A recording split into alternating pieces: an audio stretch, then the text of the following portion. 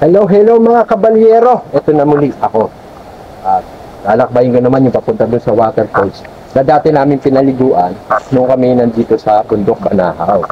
Yun daw sabi nila, paliguan daw din yun ng mga diwata. Siyempre, yun ang paniniwala nila. Kaya respeto rin natin kung ano ba ang meron doon sa lugar na yun, sa waterfalls na yun. Kung sakali makakadaan pa ako kasi parang mga sarado na yung mga lugar dito. Sa sukal ng daan, baka hindi rin ako matuloy, or pag pinagpala tayo ng Panginoon na tayo makapunta, hindi yun, makikita nyo ang lugar na yun, yung waterfalls na yun, guys. Yeah.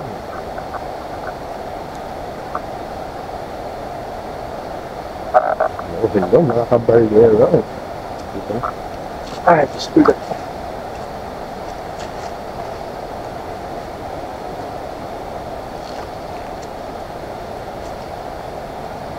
Ito guys, yung daanan na yan, papunta yan sa taas ng Kalbaryo.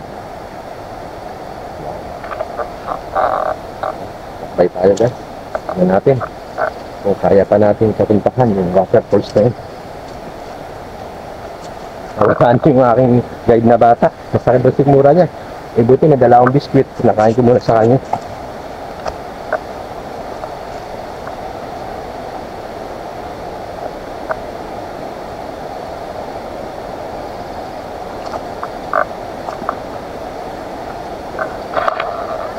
Mga kabalyero, kaya dahan-dahan kayo dito guys ha.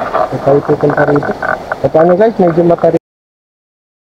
Ayan guys, dito bababa ka dito. Papunta roon sa tinatawag nilang waterfalls. Ay, Diyos ko Lord. Medyo madulas. Kaya sabi ko sa inyo, dahan-dahan kayo dito guys.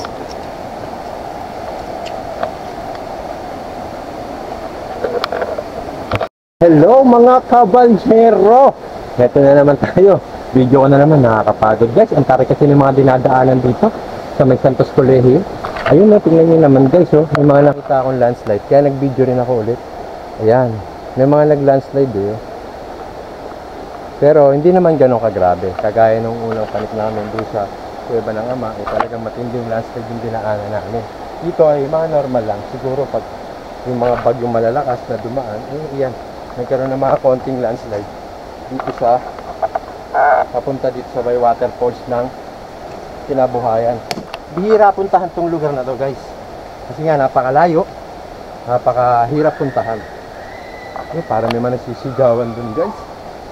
Good Lord, para may mga tao. Tingin ko mga lokal yun dito sa Bundok Banahaw. Paano guys, mamaya na nga ako ulit mag-update ha. Ang hirap ng daan Ismiyo, baka mabasag yung ating camera. Nalagay action cam naman to guys. Yung mga nag-iiyara.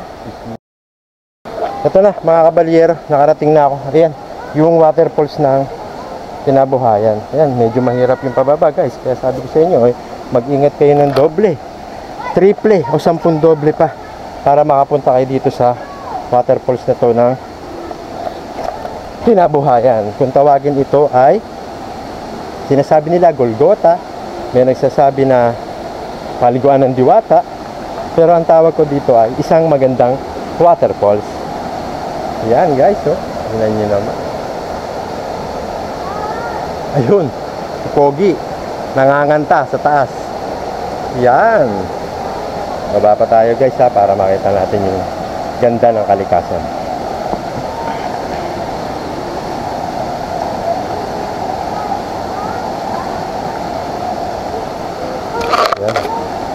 Mag-ingat kayo dito guys. Ayan, ayan tignan nyo naman. Ayan, ang ganda, di ba? Asan yung kasama kong bata? Ayun, nasa taas si Pogi, pakaway-kaway, pakanta-kanta. Hello, hello. Shout out, sabi mo. Yes. Ayan guys. Ayan, dito umiinom ako ng tubig dito guys. Pag ako nandito na sa Bundok Banahaw, siyempre tulad na sabi ko, minom ka ng tubig dito.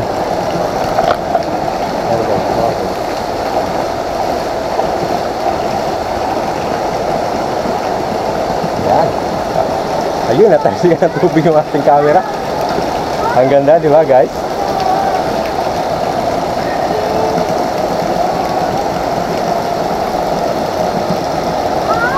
Yan, pasok pa tayo dito sa pinakaloob para makita nyo yung harapan.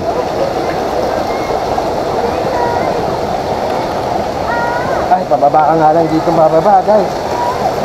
Iyak! Napakahirap naman talaga. Pero napakasaya.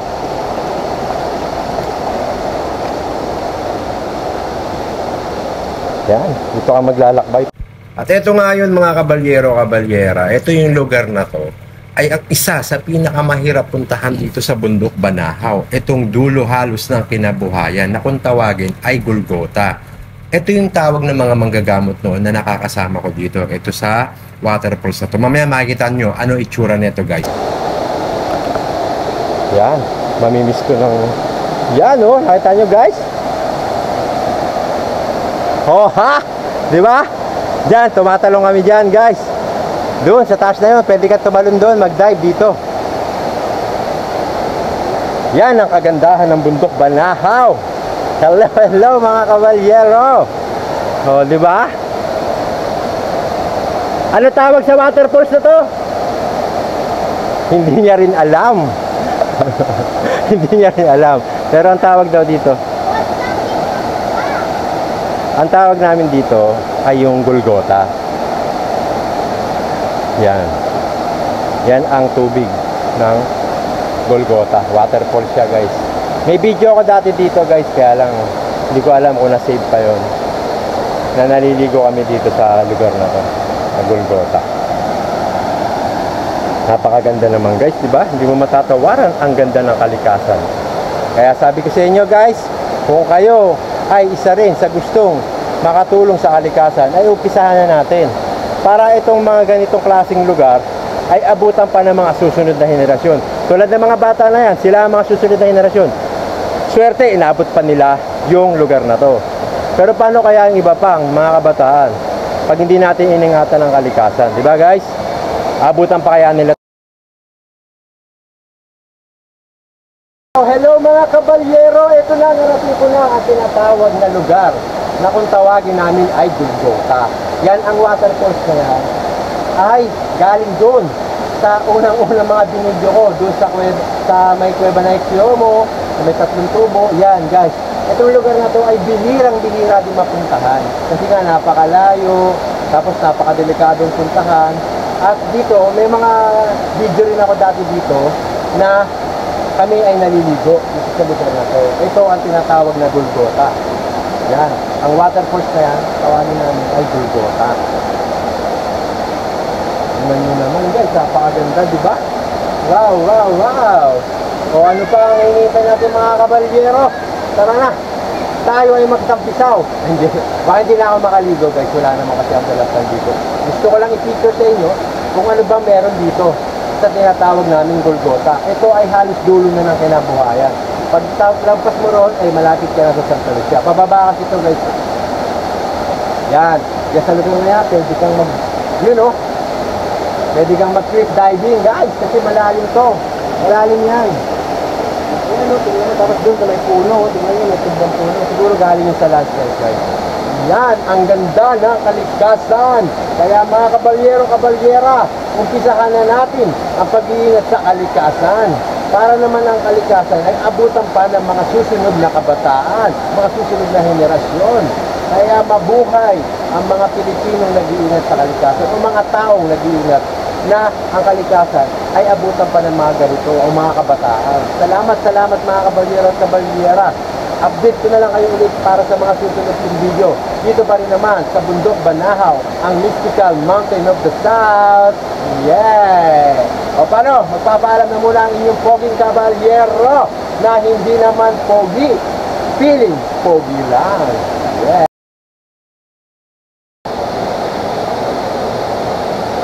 Ayan o. Video ulit guys ha.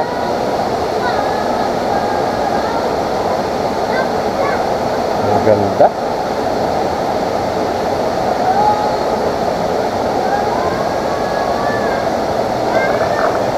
Napakaganda naman talaga guys. Hindi ako nagsasawa talaga dito sa Bundok Banahaw pumunta. Grabe naman eh. Talaga namang mamamangha ka eh. Tapos meron kumakanta no. Yan. At charap, charap naman, charap, charap. Ang sarap, ang sarap. Tuwan-tuwa siya. Kanina natatakot na siya nung kami papunta rito. Kaya lang, sabi ko, kaya natin yan. Kasi pumupunta na rin ako sa lugar na yan. Huwag ka matakot kasi mahirap talaga yung lugar. Sabi niya kasi tour guide siya guys eh. Kaya ayan, sinubukan ko yung kanyang kakayahan. At dati na rin kasi sinubukan ang kakayahan ko rito ng Panginoon. Kaya naniniwala naman ako na mararating ko tong lugar na to. Sa tulong ng Panginoon, at sa gabay niya, yan, narating namin tong lugar na to guys. Yan, maraming salamat mga kabalyero. Hanggang sa muli.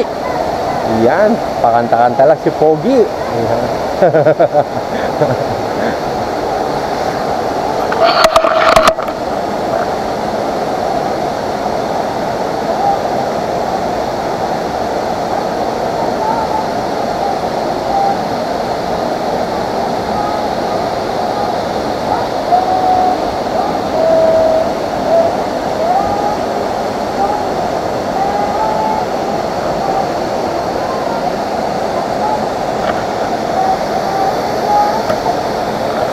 Hello!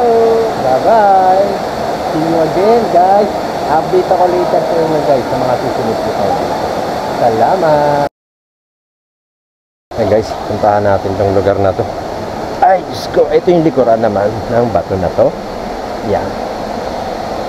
Para kitang-kita natin yung shot ng waterfall. Ayan, di ba guys? Ang lalim oh. Diba, ang lalim guys. So, ayun, oh, wow. Oh, diba? Parang nasa pelikula.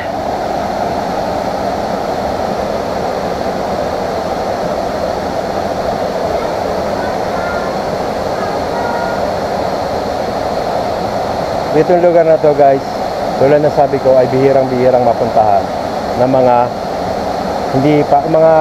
mga nag-i-escarpio kasi talagang napakalayo. Pero hindi nila alam na ang lugar ng kinabuhayan ay may natatagong ganitong klaseng lugar. Dito sa may dulo. Kung tawagin namin to, Golgota. At yung iba naman, may iba pang tawag sa lugar na to. Ayan.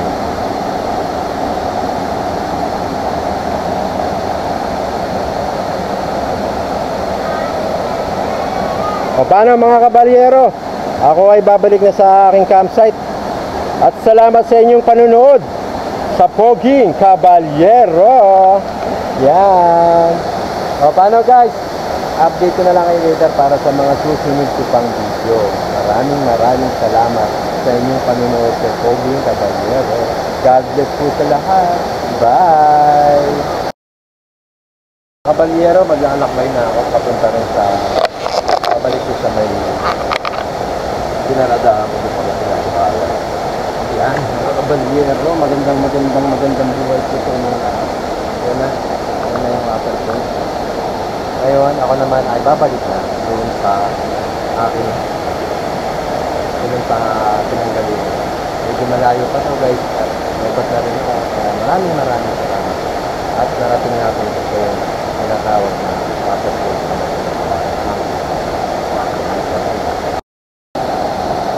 yan guys, maglalakbay na ako pabalik. Umiipit yung paa sa mga hose. Ito mga hose na to tubig to ng tubig to ng mga lokal dito sa Banahaw. Ginagamit nila to pag sila ay, ito ang mga tubig pala nila libre dito sa Banahaw. Ayan guys. Hop. Maraming pong salamat Panginoong Jesus. At ako'y ginabayan nyo. Yan guys, ang hirap naman talaga, diba? Diyos ko Lord!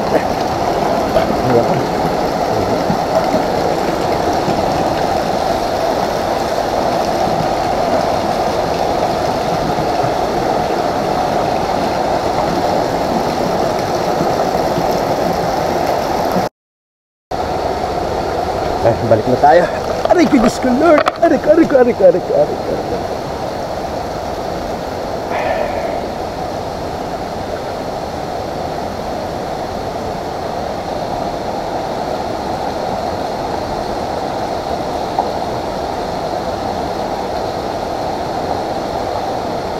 Yan, tara guys, balik na tayo.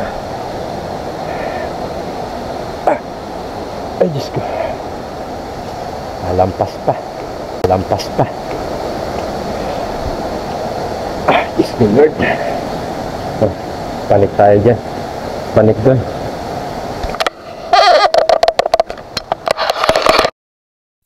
At ito na nga yung mga sinasabi ko dito sa Bundok Banahaw, mga kabalyero at kabalyera. Tumama sa isang malaking bato yung aking action cam at ayan nga, nangyari, nawalan ng audio yung aking video. Kaya ngayon, ay bino-voice over ko na lang yung aking, yan, yung video ko ngayon na napapanood nyo. Pabalik naman ako niyan sa campsite, mga kabalyero, kabalyera. At doon magpapahinga ako at kinabukasan naman ay meron na naman akong ibang pupuntahan. Kaya yan, pansamantala ay voice over ko na muna. Pero tignan nyo naman yung nasa likuran ko guys, napakaganda naman ang kabundukan. Sariwang sariwa talaga ang Bundok Banahaw. Hello, hello mga kabalyero at kabalyera. Ito guys, pagmasdan nyo naman yung dinadaanan ko pabalik. Nakita nyo na rin naman to, kaya lang mas mahirap ang pabalik kasi nga puro ahon. Ayan, tignan nyo, sumusuot sa bato. Kanda sugat-sugat ang inyong kabalyero. Pero sabi nga nila, ang aking paglalakbay na to ay spiritual journey. Isa to sa mga ginagawa ko pag ako'y nagpupunta sa Bundok Banahaw. Nilagyan ko rin siya ng video para mapanood nyo kung ano ba talaga ang ginagawa ko sa Bundok Banahaw o ng mga taong namamanata rito sa bundok. Tapos yan guys, pinauna ko na rin yung batang kasama ko at yan nga, medyo nalito rin ako nung pabalik kasi nga nagka-bago-bago na yung daan, nagkaroon ng landslide. Kaya yung mga nadadaanan ko, medyo naliligaw ako. Pero awa naman ng Diyos at ako'y nakarating pa rin naman doon sa aking pupuntahan pabalik sa campsite. Yun, mga kabalyero. O update ko kayo later guys para sa mga susunod ko pang video. Salamat. God bless po. Hello, hello mga kabalyero! Magandang buhay po sa inyong lahat, guys. Guys, ito naman yung video na ako ay pabalik na sa campsite. Ayan naman, guys, kung napapansin nyo, napakaganda naman ng kabaligiran dyan. Tingnan nyo naman, green na green, sabi nga nila. At ito nga kasi nga naka-voice over na ako dito, guys. Kasi nga, di ba, may naganap na habang ako ay naglalakbay pabalik, ay tumama doon sa malaking bato yung aking camera. Yan guys, kaya voice over ko na muna tong aking video na pabalik doon sa aking campsite. Dito rin naman yan sa Bundok Banahaw. At dito guys, may papakita rin naman ako sa inyo dito. Ito yung mga kuweba dito sa may Santos Colegio na pinakita ko na rin doon sa aking mga unang video. Yan guys, so tingnan nyo naman. Malapit na ako sa Santos Colegio guys yung isang cave na pinicture ko rin dito sa aking vlog dito sa Bundok Banahaw. Maraming salamat sa inyong panonood guys. Update ko kayo later para sa mga susunod ko pang video, mga kabalyero at kabalyera. Thank you. At hello mga kabalyero. Ito na nga, nandito na ako sa tinatawag na Santos Colegio. Na-picture ko na rin naman to sa inyo noon. At alam nyo ba mga kabalyero, kabalyera, kaya ito tinawag na Santos Colegio, ay dito nag-aaral ang mga manggagamot o mga faith healer o nagdarasal sila dito sa Santos Colegio para mas matuto pang manggamot. Ika nga, yung faith, yung pagiging faith healer nila ay napapalakas pa nila dito sa Santos Colegio. O paano mga kabalyero at kabalyera? Ayan, pagmasdan nyo yung kagandahan ng kabundukan. Yan, sana ingatan pa ng mga susunod na papanik dito ang ganda ng kalikasan dito sa Bundok Banahaw. Salamat mga kabalyero at kabalyera. Ako'y mag-update na sa inyo later. God bless po.